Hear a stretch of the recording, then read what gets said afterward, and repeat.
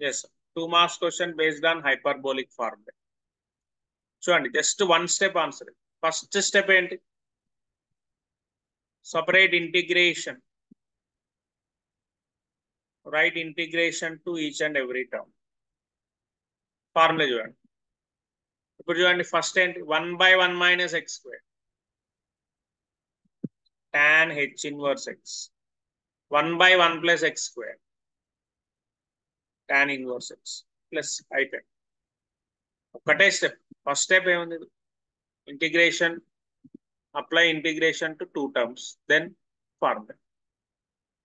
ఎన్నిసార్లు ఇచ్చాడు ఈ క్వశ్చన్? 2 times.